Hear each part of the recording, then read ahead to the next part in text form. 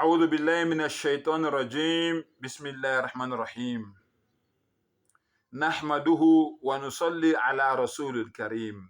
Elaw Allah ngivikele kusathane ongathandwa egameni lika Allah onomusa onesehawu. Udumo lonke lumfanele yena yedwa kanye nezibingelelo nezibusiso zithunyelwe kwisithunywa sakhe uMuhammad unjingalwazi sallallahu alaihi wasallam. Ngiyaqhubeka. Lillahi ma fis samawati wa ma fil ard. Konke okusemhlabeni nokusemazulwini kuyindalo kaAllah, kungokudalwe uAllah. Bafowethu, uAllah ungumdali wamazulu ayisikhombisa. Allahu akbar.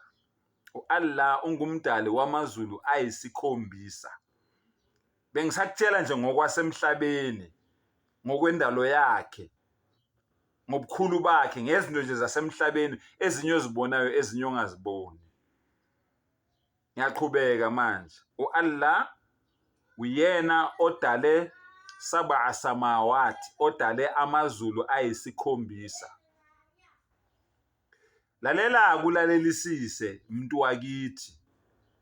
Ulalele ulalelisise ukuthi lo Allah lo mdali lo mvela kuqala lo ngikhona lo omdelelayo wena, ozenzela umathanda, owenza okwezinkanuko zakho. Ngishilo ngathi Muslim or not Muslim, ngikhuluma nawo wonke umuntu. Eyuhannas, ngikhuluma nabantu, onina abantu. As long nje uwumuntu, uyidimoni, ngikhuluma nawe ngoba namadimoni akhona alalele, ngiyazi. Akhona nawo alalele. Akhona phela amadimoni ama-Muslims. Akhona futhi angasama Muslims. Ngikhuluma nakho konke. Umuntu uyimuslim, umuntu awusi muslim. Uyidimoni uyimuslim, uyidimoni awusi muslim. Ngikhuluma nawe. Lalela ulalelisise. uAllah umdali wezinto zonke uthi yena udale amazulu ayisikhombisa. Lalela ke unjingalwazi uMuhammad sallallahu alaihi wasallam mayesizamela ukuthi asinikeze isithombe emqondweni wakho, ukuze uyiqoqe, ukuze uyithobe, ukuze uzehlise, ukuze uzinikele, ukuze ulalele, ulalelisise, uzame ukuqondisa igwegwe zakho. Uthi ke unjingalwazi uMuhammad sallallahu alaihi wasallam, ukusuka ezulwini lokuqala, njengoba nje udala amazulu ayisikhombisa, uya ezulwini lesibili, kuzokuthatha iminyaka engu-500, engamakhulu amahlanu eminyaka, ukusuka ezulwini lokuqala uya ezulwini lesibili. Lalela, ubukhulu bezulu lokuqala,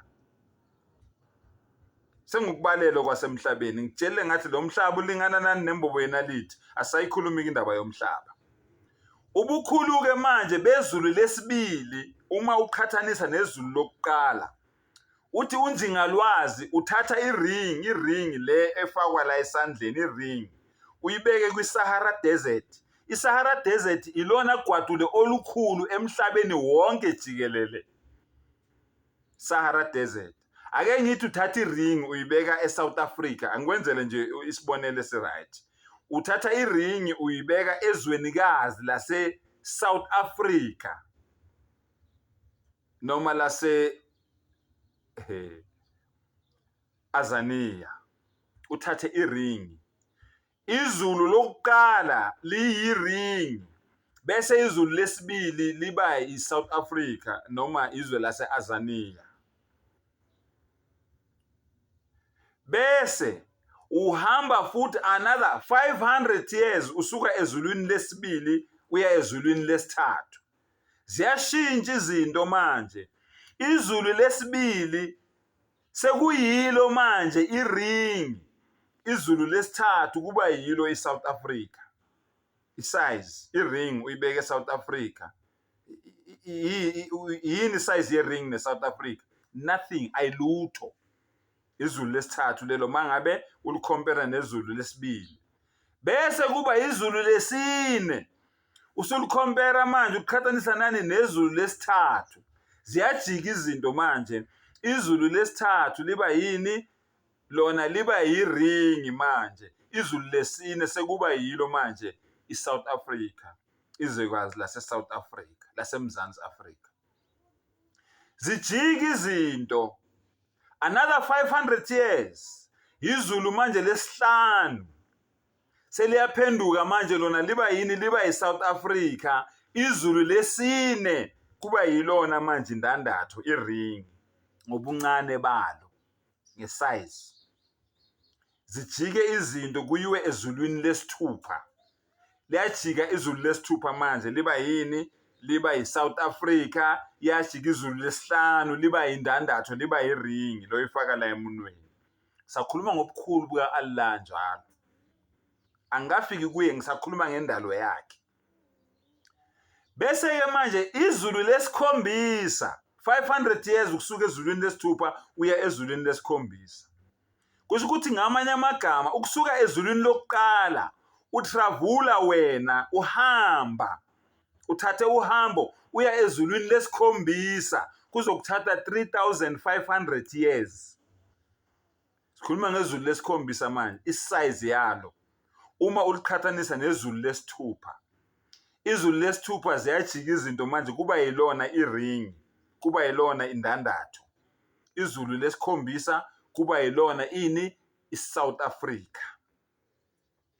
Sisukeke lapho manje siyeke esihlahleni esibizwa ngeSidratul Muntaha. Lapho ke yonke into esuka emhlabeni uma ngabe inyuka iya kumdali ifike ime lapho kuleso sihlahla leso, bese iyafika ingilozi isithathe eqhubekela naso phambili.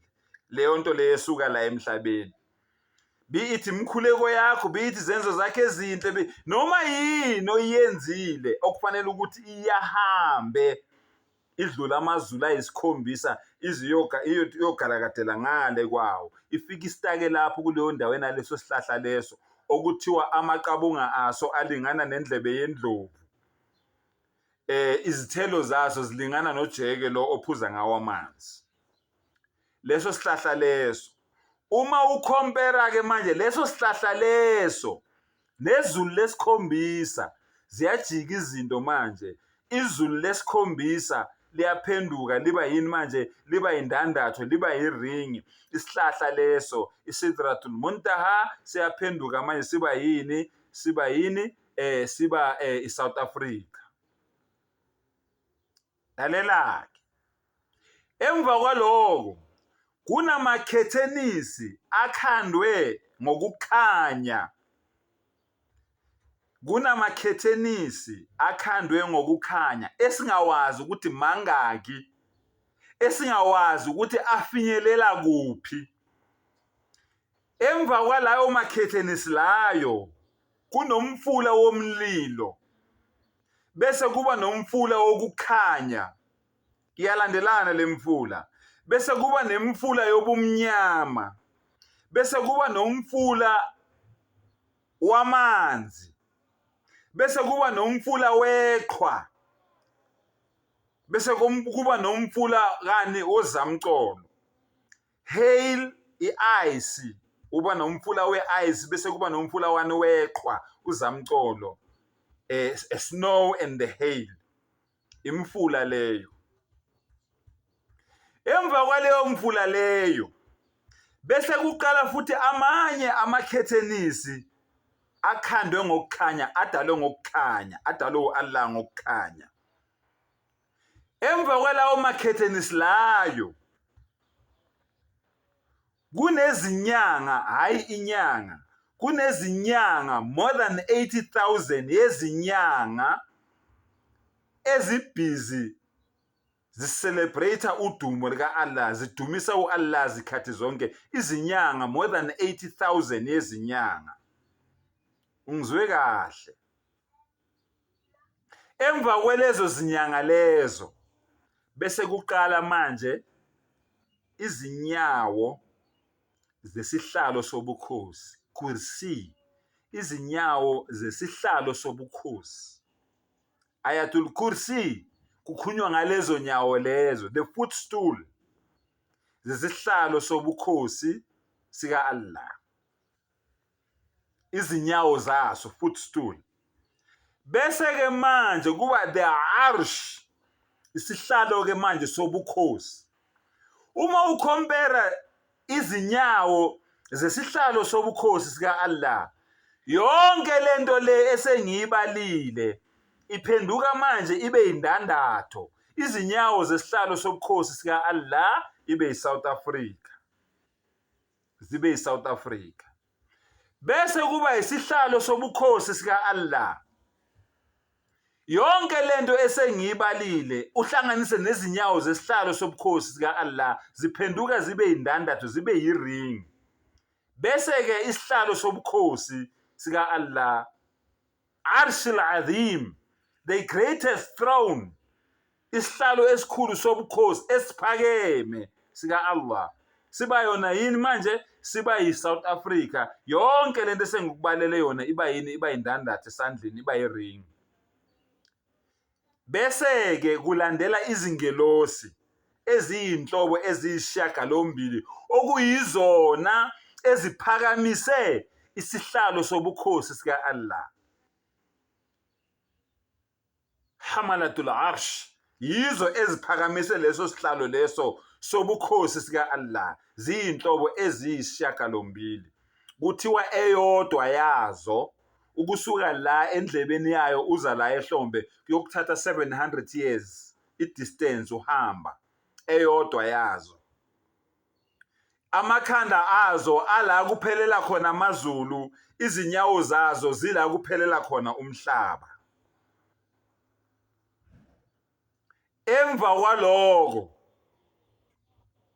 bese kuza ke manje the Dhul Arshil Majid. Allahu Akbar. The Dhul Arshil Majid, the Dhul Jalal, the Rabbul Arshil Karim. Kuza manje umnikazi wazo zonke lezi zinto lezi esengikubalele zona, oku Allah umdali weinto zonke. This is a being. Lona uyena mdali wakho, lona uyena menzi wakho owengamele yonke lento esengikubalele yena. Uyena menzi wakho omdelelayo, ozenzela umathanda, owenza okwezinkanuko zakho. Wenza ibhid'a the way ufuna ukuyenza ngakhona, uyadelela, awulaleli, awufuna ukutshelwa, uyihlonga indlebe, ikhanda liqinile, uzenzela nje umathanda. This is the being omdelelayo. Lona ke uyena ke mdali wakho omdelelayo wena okhonza uShembe. Lona uyena mdali wakho omdelelayo wena okhonza uJesu. Lona uyena mdali wakho omdelelayo wena okhonza amadlozi. Lona uyena mdali wakho omdelelayo wena okhonza isithwalo. Lona uyena mdali wakho omdelelayo wena okhonza izithombe. Lona uyena mdali wakho omdelelayo wena okhonza uMariya ocwebileyo. Lona uyena mdali wakho omdelelayo wena okhonza uJehova. Ungizwe kahle? Usuyazi ke manje sengikuhlahlelile, ngakuhlahlela ngakwendlalela ngomdali wakho. Kukuweke manje ukuthi uyaphenduka uyamkhonza yena yedwa, ngokuzimela kwakhe, ngobukhulu kwakhe, ngokuba inkosi yamakhosi kwakhe. Sengikutshelile ke manje usuyazi. Ukuthi wenzane ngalokho. Sengathi umdali angasivula ingqondo, asivula amehlo, asipha amandla, asidonze ebumnyameni asilethe ekukhanyeni, ahlale ejabulile ngathi sonke zikhathi zonke. Wa akhiru dawana anilhamdulillahi rabbil alamin.